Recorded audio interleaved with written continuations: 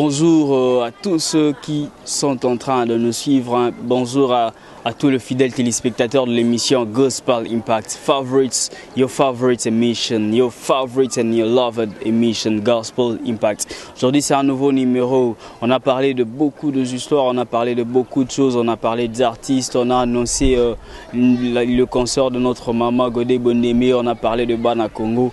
Aujourd'hui, nous avons rencontré un enseignant que le Seigneur a mis sur notre chemin pour parler d'un très bon thème que nous allons annoncer, que nous allons parler tout à l'heure. Mais je salue d'abord mon invité. Bonjour papa. Bonjour papa Chris, bonjour peuple de Dieu, bonjour à tous ceux qui nous suivent et bonsoir, ça dépend de l'heure où vous êtes en train de nous suivre. Un grand merci. Aujourd'hui, nous avons reçu pour vous le prophète Marco Sa. On a entendu parler de lui il y a 2 ans à la garnison de prophètes. Ceux qui ont la vidéo de la garnison, ils savent, c'est signé Gospel Impact parce que nous avons fait le reportage. On a entendu une prophétie sur lui il y a de cela 2 ans. Donc c'est là, ça reste et Dieu nous a mis, après 2 ans, à la rencontrer. C'est exactement ce que Dieu a dit il y a 2 ans. Aujourd'hui, papa, vous êtes dans l'église du Christ.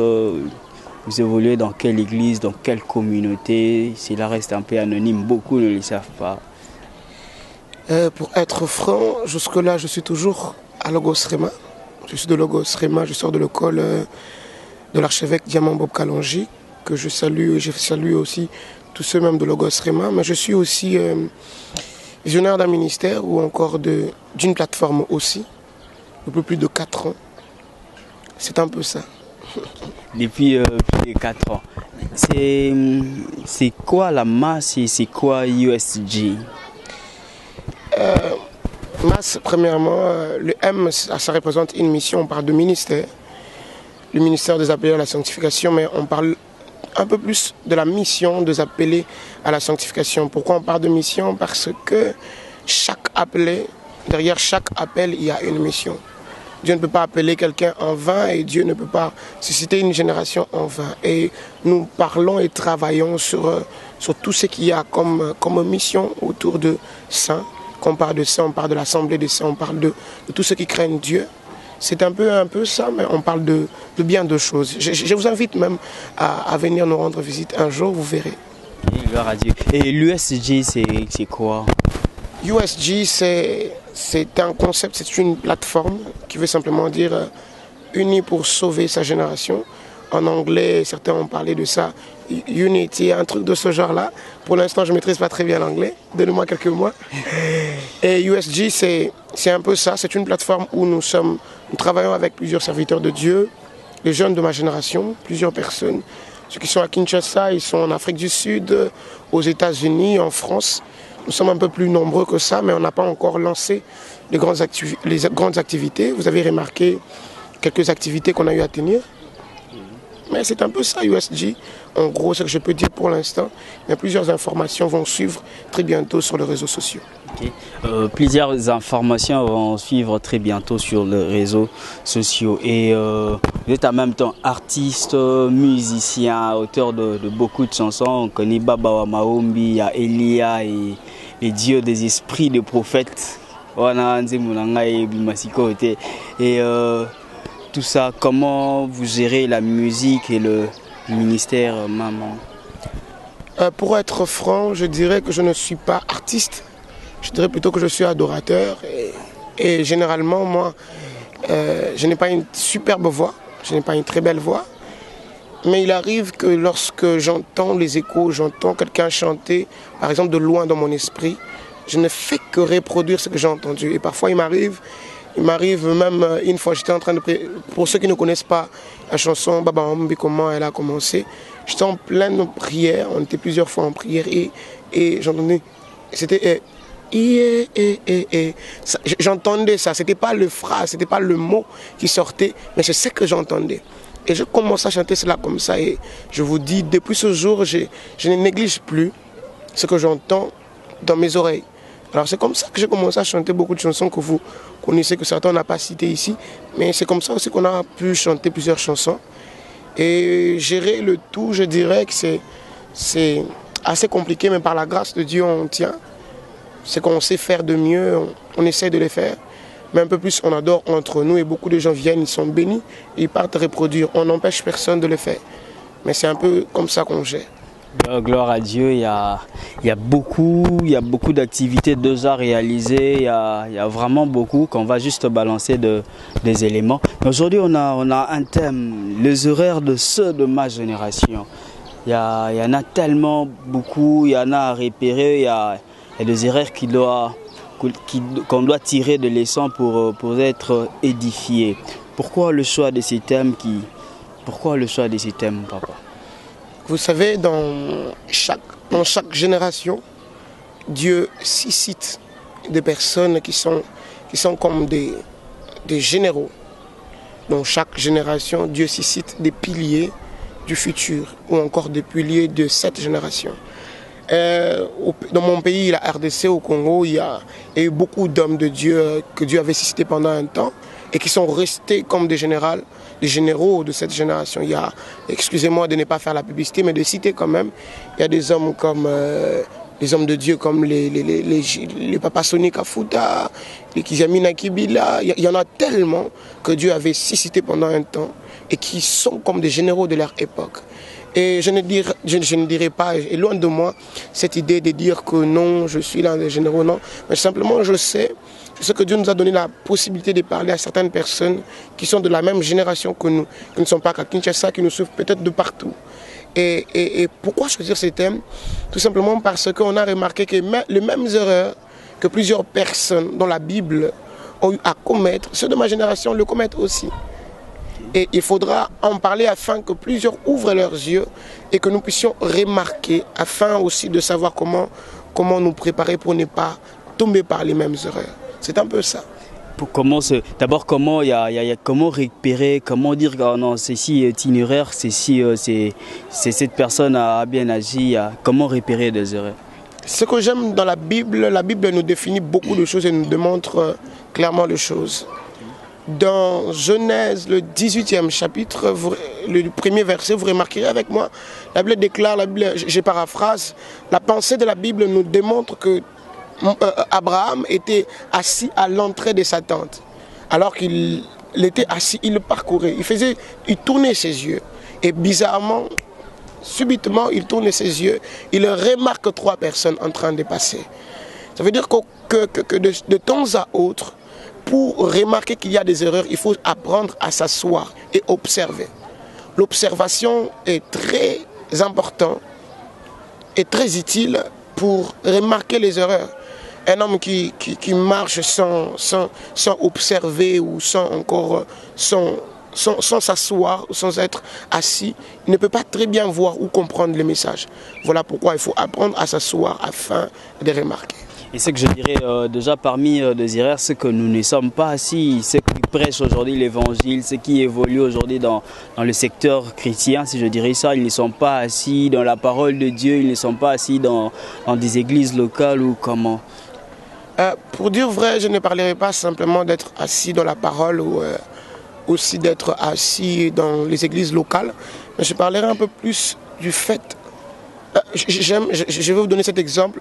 Dans le Nouveau Testament, Christ, avant d'enseigner au peuple, ou encore, c'est ce que je suis en train d'essayer de vous expliquer depuis un bon moment, c'est qu'il faut apprendre à s'asseoir. Apprendre à s'asseoir, c'est aussi laisser les autres travailler et observer. Ça nous permet de remarquer qu'il a des failles, que j'ai des failles et que je dois améliorer. C'est un peu ça. Déjà là, si on dirait apprendre à être assis veut dire écouter les autres, prendre le temps d'écouter les autres, observer les autres, là on va aussi acquérir la sagesse. Vous parliez récemment des enfants de Noé. Cette erreur-là est aussi observée, aussi répétée dans cette génération ou comment ça? Je vous proposerai un thème, plutôt un texte que j'aime beaucoup ces derniers temps. Quand je les lis, ça me fait énormément du bien, je ne vous dis pas. Je suis dans Genèse, le 9e chapitre plutôt. Je veux sauter, je veux prendre le 19e verset, je commence là. C'est beaucoup mieux que le 18e pour certains. Les fils de Noé qui sortirent de l'arche étaient Sem, Cham et Japhet. Cham fut le père de Canaan. Vous entendez? Oui. Le 19e verset dit ceci. Ce sont là les 3 fils de Noé et c'est leur postérité qui peupla toute la terre. On nous confirme que les fils de Noé ont été les pères de toutes les personnes qui ont peuplé la terre. Le 20e verset m'intéresse beaucoup. Regardez comment ça commence. On dit, Noé commença premièrement à cultiver la terre. Deuxièmement, il planta de la vigne. Troisièmement, on dit qu'il but du vin. Quatrièmement, il s'enivra. Cinquièmement, et il s'est découvert au milieu de sa tente. Je veux pour l'instant m'arrêter là. C'est que ici on nous cite Noé comme étant les pères de toutes les personnes qui les représentent ensuite. On nous cite Noé comme étant celui qui a engendré ses 3 fils. Qui sont ces fils? Ce sont les personnes qui ont peuplé la terre. Ce sont des personnes par qui le Seigneur est passé ou encore par leur capacité, ils ont pu donner des enfants à la terre. Okay? Mais ce qui se passe, c'est que leur père, Noé, a fait quelque chose de très important. Il plantait la vigne. J'aimerais que ceux qui me suivent attentivement. Première chose, Noé a planté de la vigne. Lui-même, il a fait cela. Deuxièmement, il a fait lui-même le vin. Il arrive souvent que nos pères soient eux-mêmes, parfois, les personnes qui cultivent leurs erreurs. Vous voyez?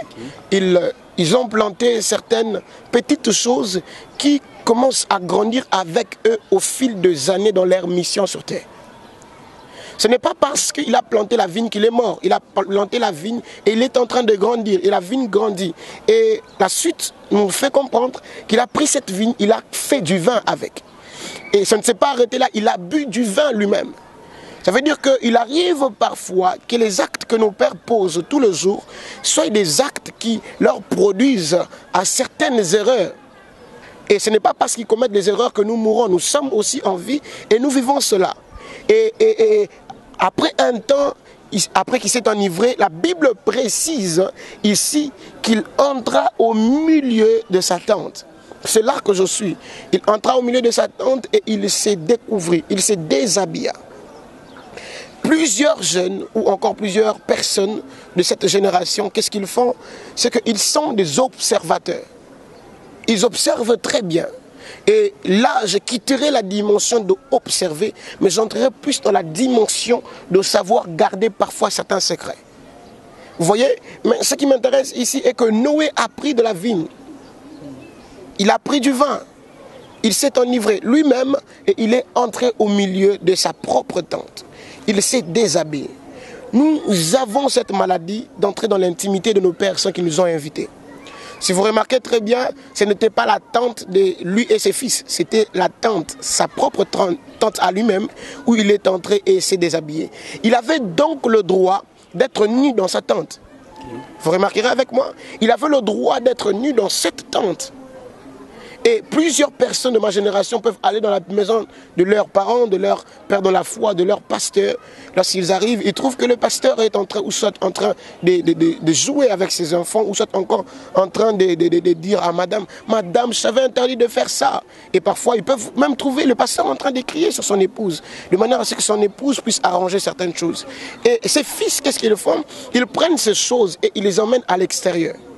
Il part dire non, le pasteur il crie trop sur sa femme. Le pasteur il est colérique, il est ceci. Or, parfois, il est préférable que le mari fasse cela à sa femme. Et c'est la tente du pasteur. C'est la tente du pasteur. C'est un danger d'emmener les histoires qui sont de la tente du pasteur et emmener à l'extérieur. C'est la tente du pasteur, c'est la tente de Noé, ok? Mais ça choque, c'est choquant de voir, oui. Parce que nos pasteurs, nos aînés sont pour nous des modèles dans la foi. Et quand eux ils tombent, alors nous, ça serait quoi la suite? Quel comportement observer dans ces moments-là? On voit des erreurs des aînés, on fait quoi? Quand c'est taise, quand on reste silencieux ou quoi? Ce que j'aime beaucoup un monsieur dans la Bible, c'est David. C'est que David avait plusieurs fois l'occasion de mettre fin à la vie de Saül. Mais ce que j'aime avec David, c'est que malgré les opportunités, il démontrait à Saül que je suis entré dans ta tente. J'ai eu accès à ton intimité. Voilà la preuve. Voilà l'épée, voilà l'eau. voilà tes points forts et voilà combien tu es faible. Voilà comment j'ai pu y entrer. Mais je ne t'ai pas tué. Je ne t'ai pas tué. La conséquence, est-ce qu'on ne dise rien, qu'on observe? Je n'ai pas dit ça.